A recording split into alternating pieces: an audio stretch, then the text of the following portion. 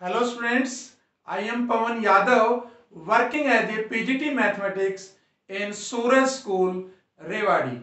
And dear students, we are discussing a very important chapter of 11th class, that is sets. And today in this lecture we will discuss Venn diagram, how can we use Venn diagram, and operation of the sets. How can we apply operations to different sets? So let's start with the first topic of today, that is Venn diagram. Now what is Venn diagram? Venn diagram. What is the need for this Venn diagram? तो dear students, Venn diagram है क्या? Venn diagram एक तरह से मैं कहूं तो sets की रिलेशनशिप्स को रिप्रेजेंट करने का एक तरीका है, उसको विजुअलाइज करने का एक तरीका है। मतलब डिफरेंट सेट्स की जो आपस में रिलेशन बनेगी उनको हम कैसे बिल्कुल आसानी से डायग्राम की मदद से समझ सकते हैं, उसी का नाम क्या है? वेन डायग्राम है। अब इस वेन डायग्राम की क्या जरूरत पड़ी, किसने इसको डिस्कवर किया? तो वेन डायग्राम का जो नाम है बेटा, वो एक ब्रिटिश मैथमेटिशियन के नाम पे है और जिसका नाम था जॉन वेन। क्या नाम था? John when. और उन्होंने ये रिप्रेजेंटेशन बताई थी, इसके कुछ नियम बताए थे, कुछ रूल्स बताए थे कि हम सेट्स को किस वे से रिप्रेजेंट करेंगे। तो इन्होंने वेन डायग्राम को किस वे से रिप्रेजेंट करना बताया है वो मैं आपको बता रहा हूं। उन्होंने कहा कि universal set is represented by a rectangle. मतलब अब जब डायग्राम से हम इसको रिप्रेजेंट करेंगे तो हम यूनिवर्सल सेट को किससे रिप्रेजेंट करते हैं? बेटा आपको याद है इसका नाम क्या होता था? यू होता था। उन्होंने कहा कि भाई यूनिवर्सल सेट है ना, उसको एक रेक्टेंगल से रिप्रेजेंट करेंगे। अभी हम डिस्कस करेंगे इसको। दूसरा उन्होंने कहा other sets are represented by closed curve। किससे रिप्रेजेंट करेंगे? Closed curves, generally a circle.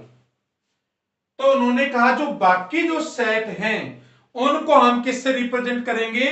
Close curve से। अब क्लोज और ओपन समझो बेटा, जैसे मैं बात करूं ये सर्कल है तो ये क्लोज कर्व है, अगर मैं इसी को ओपन कर दूं ये क्लोज नहीं है, now it is a open curve. तो जरूरी नहीं है कि ये सर्कल ही हो, ये इलिप्स भी हो सकती है, ये आप दूसरी भी आप स्क्वायर ले सकते हो, आप पेंटागन ले सकते हो, डिफरेंट आपको शेप ले सकते हो, लेकिन होनी चाहिए क्या? क्लोज शेप होनी चाहिए। तो देखो बेटा कितना आसान है, जरा आप खुद समझिए। उन्होंने कहा कि भाई ये जो सेट है यूनिवर्सल, ये तो तुम्हारा यू हो गया, यूनिवर्सल सेट नाम से क्लियर है, ऐसा सेट जिसके अंदर सारे सबसेट्स इंक्लूड हो, शामिल हो, उसको हम क्या बोलते हैं? Universal set. चलो बात करते हैं। अब ये तो हो गया यूनिवर्सल सेट, तो इसको किस शेप से रिप्रेजेंट करते हैं? देखो यूनिवर्सल सेट को उन्होंने कहा रेक्टेंगल से रिप्रेजेंट करेंगे। किससे करेंगे? रेक्टेंगल से रिप्रेजेंट करेंगे। तो ये तुम्हारा रेक्टेंगल हो गया। चलो एक एग्जांपल ले लेते हैं। जैसे मैंने ए ले लिया आपके पास 1 2 3 और यू मैंने ले लिया 1 2 3 4 5 6। ये दो सेट हो गए। तो एक तरह से ए बी का क्या, ए यू का क्या हो गया? सब सेट हो गया। तो ए कहां होगा? कहीं कहीं। देखो पहले यू के एलिमेंट्स लिख लेते हैं भाई 1 2 3, और कहां होगा बताओ? 4 कहीं भी लिख दो, 5 लिख दीजिए, 6 लिख दीजिए। अब इस ए सेट को कैसे रिप्रेजेंट करूंगा? ये तुम्हारा ए सेट हो गया, ये ए हो गया। देखो नाम से क्लियर है ना, यूनिवर्सल सेट को तो रेक्टेंगल से रिप्रेजेंट करेंगे, ये तुम्हारा रेक्टेंगल हो गया है ना, रेक्टेंगल। और बाकी जो सेट होंगे उनको किससे करेंगे, सर्कल से जनरली हम उसको डिनोट करेंगे। शेप वैसे कोई भी हो सकती है, पर इन जनरल हम सर्कल की शेप लेते हैं। तो देखो बेटा इस ए में क्या क्या एलिमेंट्स था भाई, 1 2 3 है, और बाकी अब कौन से बच गए भाई, 4 भी है, 5 भी है, 6 भी है। तो वो आप कहीं पे भी ये जो ओपन स्पेस बच गया उसमें कहीं पे भी आप 4 5 और 6 ले सकते हो। अगर मैं यहां पे एक और सेट ले लूं कि मान लिया मेरे पास एक सेट और है, बी एक सेट और है, और उसके अंदर एलिमेंट्स दे रखे हैं 4 एंड 5, ठीक है, 4 एंड 5 दे रखे हैं, और यू के अंदर तुम्हारे पास यही एलिमेंट है। तो आप बताइए क्या करें 4 और 5 का, एक आप कहीं पे 4 और 5 और ले लीजिए, ये 4 हो गया, ये 5 हो गया, इसको एक और आप शेप से रिप्रेजेंट कर देंगे। तो देखो अब हमने ए बी रिप्रेजेंट कर दिया, ये तुम्हारा ए सेट हो गया, बी भी हमने रिप्रेजेंट कर दिया, ये तुम्हारा बी सेट हो गया, और यू कौन सा है, एक ही तो एलिमेंट बच गया 6, ये सारा का सारा तुम्हारा क्या है, यू हो गया। ये मैंने किसका केस लिया बेटा, ये वो केस लिया जिसमें ए बी यू का सबसेट है, होगा ही होगा, बी भी तुम्हारा यू में है, बिल्कुल होगा, और ये दोनों है ना आपस में क्या है, कोई एलिमेंट कॉमन नहीं है, तो दोनों बिल्कुल क्या बनेंगे, अलग अलग बनेंगे। तो ऐसी शेप बनेगी जिसमें यू को हमने रेक्टेंगल से रिप्रेजेंट कर रखा है, और बाकी सेट्स को किससे, जनरली क्लोज सर्कल से हमने रिप्रेजेंट कर रखा है। चलो एक केस और लेते हैं, और दूसरा अगर हम केस लें इसी का एक डिफरेंट केस लेते हैं। देखिए इस बार कुछ कॉमन एलिमेंट्स और ले लेते हैं। तो मान लिया मैंने ए सेट लिया, let A set contains the elements 1 2 3, B set contains the element 2 3 4, and U contains the element 1 2 3 up to 10। तो देखिए बेटा ए जो सेट है हमारा उसके अंदर 3 एलिमेंट्स है, क्या क्या है बताइए, 1 है, 2 है, 3 है। बी के अंदर भी कितने हैं, 3 एलिमेंट्स है, और यू तो यूनिवर्सल है, मतलब ये जितने भी सेट हैं उन सब के एलिमेंट्स इसके अंदर मौजूद होंगे। तो कैसे रिप्रेजेंट करें जरा देखिए, इस बार जो शेप बनेगी आपकी दोनों की वो आप इस तरह से बनाएंगे, ये बनेगी, मतलब कुछ पोर्शन तुम्हारा कट होगा, कॉमन होगा कुछ पोर्शन। ये सेट तुम्हारा हो गया ए, ये सेट तुम्हारा हो गया बी, और ये क्या हो गया, ये हो गया जो दोनों में है, दोनों में कॉमन है। देखो ये इसमें भी आ रहा है और ये पोर्शन इसमें भी आ रहा है। तो देखो ए के एलिमेंट्स लिखने मुझे 1 2 3, तो मैं कहां लिखूंगा बताओ, यहां 1 लिख दिया, और 2 और 3 यहां लिख दूंगा। 2 और 3 मैंने यहां पे क्यों लिखा, क्योंकि देखो 2 और 3 बेटा बी में भी है, 2 और 3 दोनों में कॉमन है, कॉमन है तो मैं बीच के रीजन में तो लिखूंगा, ये दोनों का कॉमन रीजन है। और बताइए क्या लिखेंगे आप, यहां पे 1 2 3 कवर हो गए, बिल्कुल हो गए, यहां 2 3 कवर हो गया, 4 बच गया, यहां पे 4 लिख दूंगा। आप बताइए क्या बच गए, यू के भी तो एलिमेंट बच गए। अब हमने 1 लिख दिया, ये तो पूरा कंप्लीट यू ही है, तो यू में हमने क्या क्या लिख चुके हैं, देखो 1 लिख चुके हैं, 2 लिख दिया, 3 लिख दिया, 4 लिख दिया। अब क्या बच गया, 4 के बाद 5 होगा, कहीं कहीं 6 होगा, फिर 7 होगा, 8 होगा, 9 होगा, और 10 होगा। ठीक है, तो ये क्या हो गया तुम्हारा यूनिवर्सल सेट हो गया कंप्लीट। तो देखिए कितनी आसानी से हमने इसको विजुअलाइज कर लिया, इनके आपस की रिलेशनशिप्स को, कि ए और बी में क्या कॉमन है, यू के दोनों सबसेट हैं। तो इस तरह से वेन डायग्राम एक तरह से क्या है बेटा, सेट्स की आपस की रिलेशनशिप को हम विजुअलाइज करते हैं यूजिंग वेन डायग्राम। और ये बहुत अच्छी टेक्निक है, इसकी मदद से हम आगे पढ़ेंगे कि यूनियन को कैसे रिप्रेजेंट करते हैं, इंटरसेक्शन को कैसे रिप्रेजेंट करते हैं, डिफरेंस ऑफ टू सेट्स को कैसे रिप्रेजेंट करते हैं, ये सब हम आगे डिस्कस करेंगे। तो बेटा ये सब था कि वेन डायग्राम कैसे यूज करते हैं और वेन डायग्राम आपका होता क्या है।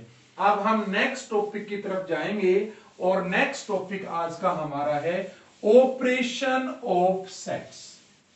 मींस सेट्स में हम ऑपरेशन किस किस वे से लगा सकते हैं। ऑपरेशंस जैसे हम रियल नंबर्स में लगाते हैं ऐसे ही सेट्स में कैसे लगाएंगे। ऑपरेशन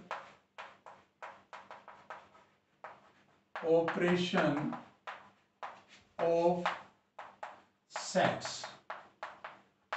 अब जब मैं ऑपरेशन की बात करता हूं बेटा, तो ऑपरेशन आप रियल नंबर्स में तो आप ऑपरेशन लगाते ही रहते हैं। जैसे कौन कौन से ऑपरेशंस आप लगाते हैं? आप प्लस का ऑपरेशन लगाते हैं। भाई दो रियल नंबर्स को जोड़ना है, आप तुरंत कहते हो 2 + 4 = 6। आप तुरंत प्लस का ऑपरेशन लगाते हो। माइनस का ऑपरेशन आप लगाते हो, मल्टीप्लाई आप लगाते हो, डिवाइड आप लगाते हैं। तो ये सारे के सारे जो ऑपरेशंस हैं जो आप रियल नंबर्स में लगाते हैं, इसी तरह से सेट्स के भी अपने कुछ ऑपरेशंस होंगे। प्लस माइनस की तरह से नहीं, लेकिन कुछ रिप्रेजेंटेशन की फॉर्म में कुछ ऑपरेशंस होंगे। वो कौन कौन से ऑपरेशंस होंगे? सबसे पहले मैं बात करता हूं union of two sets. Union of two sets. उसके बाद डिटेल से बताएंगे कि यूनियन ऑफ टू सेट्स का ऑपरेशन क्या है, क्या इसकी प्रॉपर्टीज हैं, कैसे इसको वेन डायग्राम से हम देख सकते हैं, विजुअलाइज कर सकते हैं। दूसरा है बेटा इंटरसेक्शन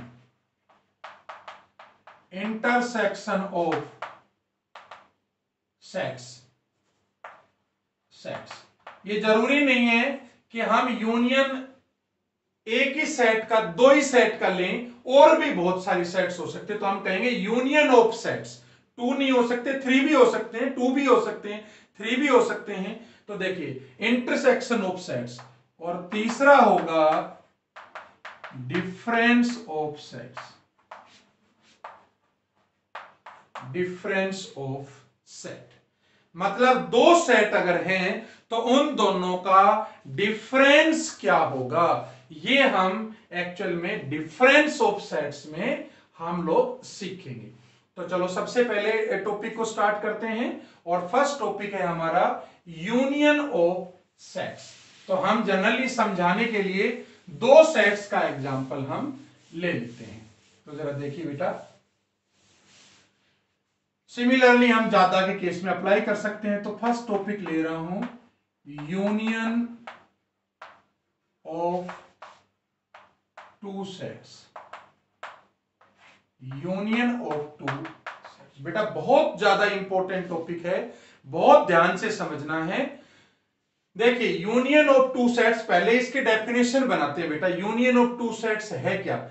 देखो अगर दो सेट्स की बात करें तो मान लिया ए कोई सेट है, इसी तरह से बी कोई दूसरा सेट है। तो जब दोनों का यूनियन निकालोगे बेटा तो वो भी तो कोई एक सेट ही तो होगा। भाई ए में भी एलिमेंट होंगे, बी में भी एलिमेंट होंगे, तो जो यूनियन का जो सेट आएगा उसमें भी तो कुछ एलिमेंट्स होंगे। तो क्या डेफिनेशन बनेगी? If A and B be the two sets. ठीक है बेटा, और ध्यान रखना ये दोनों क्या है? नॉन एम्प्टी सेट्स जनरली हम लेंगे। If A and B are the two sets then union of two sets is a set which contains all elements of set A and set B but common element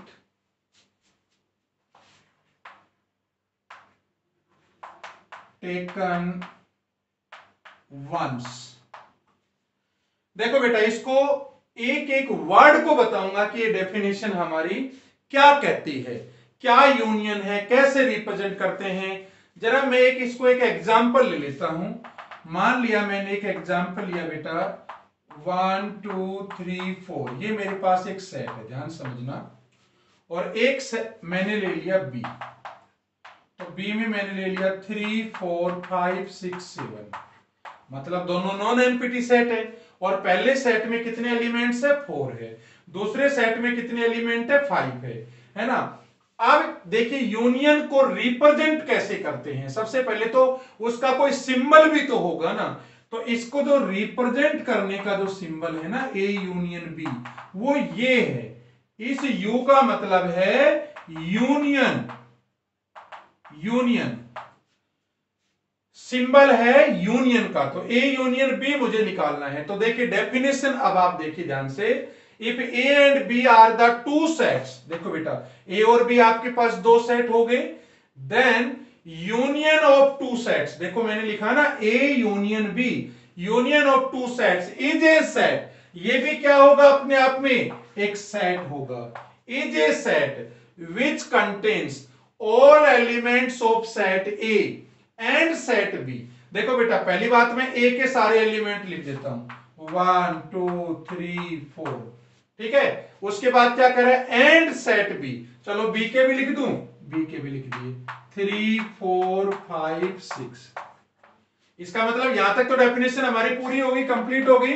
which contains all elements of set A and set B but common element taken once, मतलब जो common है ना दोनों में, उनको सिर्फ एक बार ही लेना है। तो बताइए इनमें कॉमन कौन सा है? 3 और 4 दोनों में क्या हो गया? कॉमन हो गया। तो मैं एक 3 और 4 को मैं हटा दूंगा, क्योंकि ये तो मुझे एक ही बार लेना है। तो मुझे बताइए अब ए यूनियन बी क्या आ गया? 1 2 3 4 कॉमन था तो 3 4 ले लिया, ये रिपीट नहीं करूंगा। 5 6 और एंड 7 भी तो था यहां पे, 7 लिख दिया। तो ये क्या आ गया आपके पास? ए यूनियन बी आ गया। अगर दोनों में कोई कॉमन नहीं हो तो क्या करें? जैसे हमारे पास ए आ गया 1 2 3 और बी सेट है 4 एंड 5, तो अब बताइए ए यूनियन बी क्या होगा बेटा? इन दोनों के क्या करना है हमें? किसी को भी छोड़ना नहीं है और किसी को भी रिपीट नहीं करना है। मतलब क्या? देखो 1 भी ले लिया, 2 भी ले लिया, 3 भी ले लिया, 4 नहीं आया है तो 4 भी ले लिया और 5 भी ले लिया।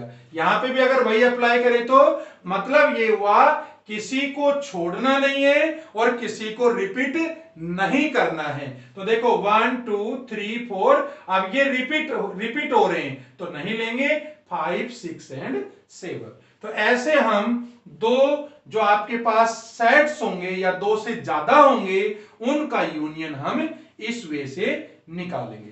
चलो एक बार बात कर लेते हैं कि इसको वेन डायग्राम से कैसे रिप्रेजेंट करते हैं। वेन डायग्राम से इसको रिप्रेजेंटेशन इसकी क्या होगी, देन हम इसकी डेफिनेशन भी करेंगे मैथमेटिकली। अगर मैथमेटिकली मैं इसको लिखना चाहूं तो जरा देखो लिख ही लेते हैं। मैथमेटिकली इसकी क्या डेफिनेशन होगी? देखो union A union B is equal to will be equal to for all x such that x belongs to a। भाई x क्या होगा? या तो a का एलिमेंट होगा और x belongs to b। मतलब ये हुआ कि हमें a के एलिमेंट्स भी ले लेने हैं सारे और b के एलिमेंट भी ले लेने हैं, किसी भी एलिमेंट को छोड़ना नहीं है। तो ये बेटा आपकी डेफिनेशन हो गई यूनियन ऑफ टू सेट्स की। मैथमेटिकल डेफिनेशन हो गई कि how can we represent mathematically union of two sets. चलो एक बार वेन डायग्राम से और देख लेते हैं। जैसे हमने वेन डायग्राम देखी तो वेन डायग्राम में अगर हम बात करें बेटा, कोई सेट ले लेते हैं। मान लिया ए हमने ले लिया 1 2 3 4 और बी हमने कोई सेट ले लिया 3 4 5 एंड 6।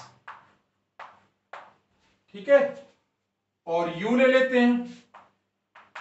u हमने ले लिया 1 2 3 4 5 6 7 8।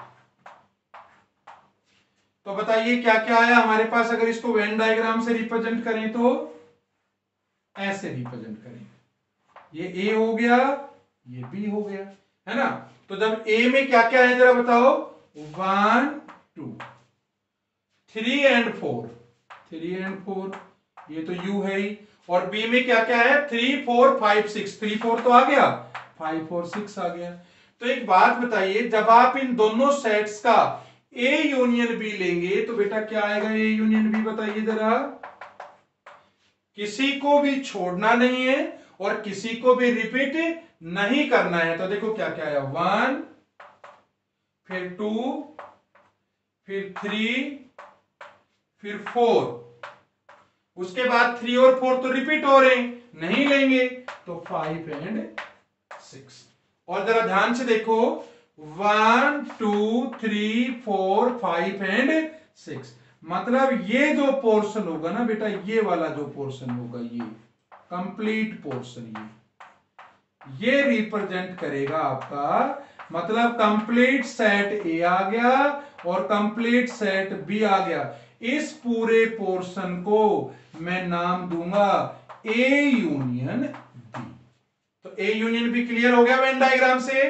मतलब ये हुआ कि सारा कंप्लीट ए का रीजन, सारा कंप्लीट बी का रीजन, इसको अगर मैं मिला दूं तो ये बन जाएगा मेरा ए यूनियन बी। तो ये बेटा मैंने आपको यूनियन का ऑपरेशन समझाया by taking different different examples. Mathematically हमने स्टेटमेंट लिखी कि भाई यूनियन को कैसे रिप्रेजेंट करते हैं, कि भाई सारे एलिमेंट्स ए के और सारे एलिमेंट्स बी के, आप सारे ले सकते हो लेकिन कॉमन एक ही बार लेना है ना।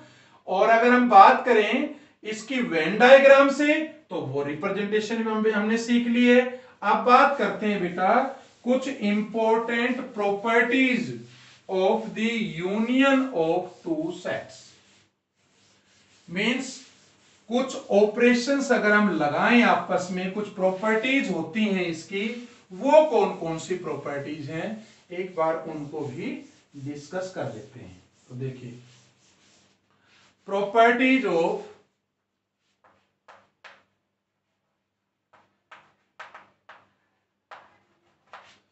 यूनियन ऑफ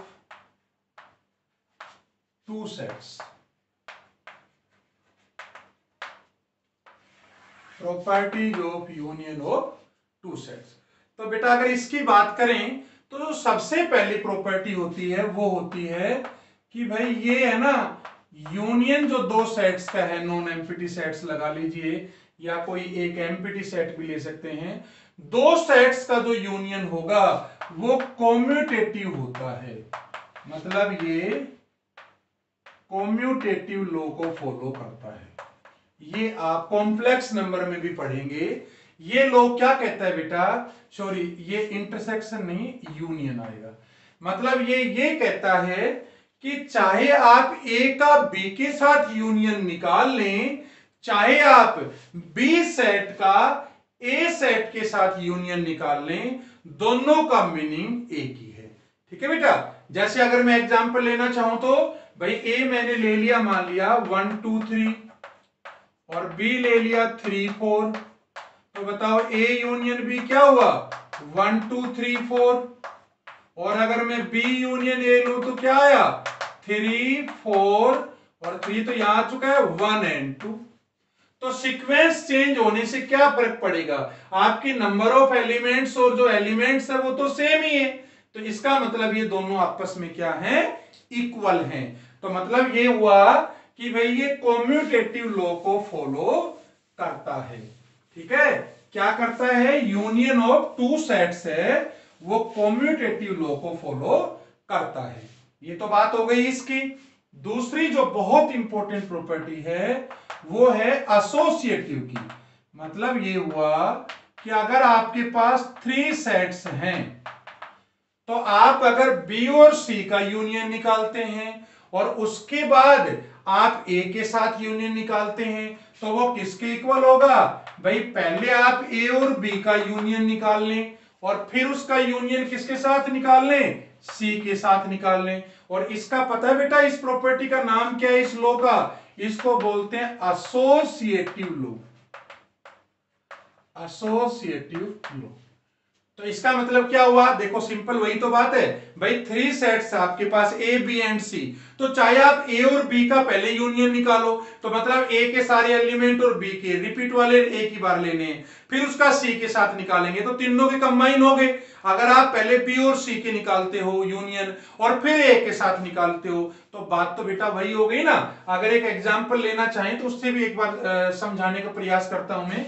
जैसे मान लिया मैंने ए ले लिया 1 2 और बी ले लिया 3 4 और सी मैंने ले लिया 5, तो बताइए सबसे पहले अगर A union B union C निकालूं तो देखो ध्यान से, A union B union C क्या आएगा बेटा? ध्यान से देखिए, पहली बात तो ए क्या है? ए के तो 1 और 2 है यूनियन। अब बी यूनियन सी में क्या आएगा?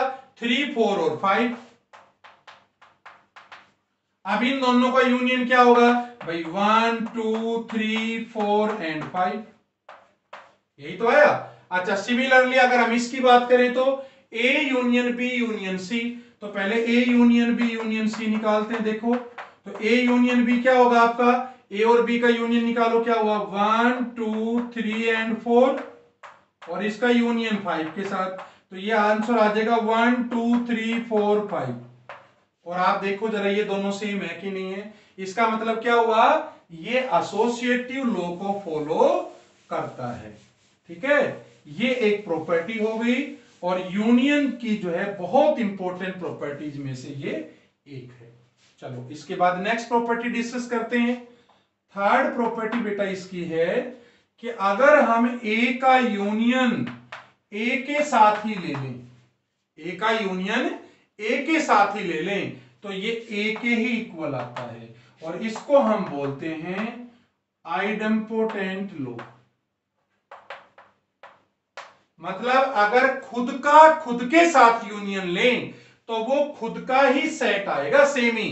जैसे ए कोई मैंने सेट ले लिया, मान लिया 1 2 3 सेट ले लिया, ठीक है बेटा, क्या सेट ले लिया? 1 2 3। तो अब इसका खुद के साथ यूनियन लेना भाई 1 2 3 यूनियन 1 2 3, तो क्या करोगे भाई? 1 ले लिया, 2 ले लिया, 3 ले लिया। अब हमें रिपीट तो करने नहीं है, 1 आ चुका है, 2 आ चुका है, 3 आ चुका है, तो ये तो तुम्हारा वापिस से आ गया और वही प्रॉपर्टी मैंने लिखी है। तो इस तरह से मैं कह सकता हूं कि यूनियन ऑफ जो टू सेट्स, जो union of A set with itself, अगर खुद के साथ ही किसी सेट का यूनियन है तो वो क्या आंसर आएगा बेटा? उसका खुद का ही सेट आएगा सेम। अच्छा फोर्थ प्रॉपर्टी डिस्कस कर लेते हैं। अगर मैं कहूं कोई सेट ए है, उसका यूनियन निकालना है फाई के साथ, फाई समझते बेटा? फाई को बोलते हैं नल सेट। तो अगर किसी सेट का यूनियन नल सेट के साथ निकालूं तो वो भी ए ही आएगा और इसको बोलते हैं फाई लॉ। फाई क्या है? नल सेट बोलते हैं। ठीक है, अब एक बात बताइए बेटा, जैसे ए के अंदर मैंने कुछ लिया भाई, ए कोई सेट ले लिया मैंने 1 2 3 और ये तो तुम्हारा फाई है ही, है ना, दूसरा सेट नल है ही, तो आप दोनों का मुझे यूनियन निकालना है, ए यूनियन फाई मतलब नल का। तो क्या हुआ भाई? 1 ले लिया, इसका 2 एलिमेंट ले लिया, 3, अब इसका तो कोई एलिमेंट है ही नहीं, तो इसका मतलब क्या हुआ? वापिस ए ही तो आ गया।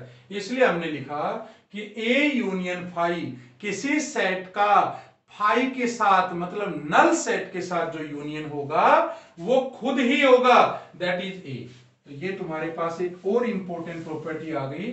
और अगर मैं फिफ्थ प्रॉपर्टी की बात करूं तो ये प्रॉपर्टी है बेटा, अगर मैं यूनिवर्सल सेट के साथ यूनियन करूं तो यूनिवर्सल सेट ही आएगा और इसको बोलते हैं यूनिवर्सल सेट लॉ।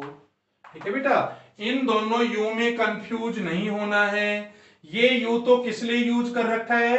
ये यू तो सिंबल है किसका? यूनियन का। ये तो यूनियन ऑफ टू सेट्स है और ये क्या है तुम्हारा? Universal set. मीन सारे सेट्स का आप कह सकते हो हेड है ये, मतलब सारे सेट्स इसके अंदर समाये हुए हैं। तो आप सबको पता ही है बेटा, अगर मैं इसका कोई एग्जांपल लेना चाहूं, जैसे मैंने ए ले लिया 1 2 3 और यू ले लिया मैंने 1 2 3 4 5, तो जब बेटा आप इन दोनों का यूनियन निकालोगे तो क्या आएगा बताइए। आपको किसी को छोड़ना नहीं है, किसी को रिपीट नहीं करना है। तो 1 2 3 4 एंड 5 ये तुम्हारे पास आंसर आ गया। और आप देखें अगर ध्यान से तो ये यू ही तो है, इसलिए हमने कहा इसका रिजल्ट क्या आएगा, यू आएगा। और यहां पे मैं आपको एक बात और बता दूं, ये तो मेन प्रॉपर्टीज थी, लेकिन अगर मैं कहूं एक और प्रॉपर्टी बनाना चाहें कि अगर ए बी का सबसेट है, इसमें कंफ्यूज मत होना, सबसेट का ये सिंबल भी होता है और सबसेट का दूसरा मैंने ये सिंबल भी बताया था, दोनों का मीनिंग एक ही है। अगर ए बी का सबसेट हो तो देन ए यूनियन जो बी होगा वो बेटा बी के इक्वल होगा। ध्यान से समझना, क्या कहा मैंने, अगर ए बी का सबसेट हो तो जब दोनों का यूनियन निकालेंगे हम ए का और बी का तो क्या आएगा, बी आएगा। जरा देखो कैसे, कोई एग्जांपल लेते हैं। मान लिया मैंने एग्जांपल लिया, ए मैंने कोई सेट लिया 1 2 और बी सेट लिया 1 2 3। तो अब जरा ए यूनियन बी निकालना है इसका बेटा। ए यूनियन बी क्या हो गया, 1 2, अब इसमें तो 1 2 है वो तो लूंगा नहीं, रिपीट करूंगा नहीं, यहां आ गया 3। तो आप देखो ए क्या था, यहां पे बी का सबसेट था, तो जब ए यूनियन बी निकाला तो हमारे पास बी तो आया। अब आपको पता है ना कोई सेट किसी का सबसेट कब होता है, जब उसके सारे एलिमेंट्स दूसरे सेट में हो, तो इसलिए ए बी का सबसेट है, तो हमारा आंसर क्या है, ए यूनियन बी का बी। और यही तो मैंने आपको इसका रिजल्ट लिखा था। तो बेटा अब तक हमने जो डिस्कस किया है वो वेन डायग्राम डिस्कस किया है, इसका क्या यूज है, क्या इंपॉर्टेंस है। देन हमने ऑपरेशन ऑफ सेट्स डिस्कस किया है, जिसका फर्स्ट पार्ट यहां पे कंप्लीट हो जाता है, that is union of the two और more than two sets. Now in next lecture we will discuss intersection of the two sets and we will also discuss the difference of the two sets.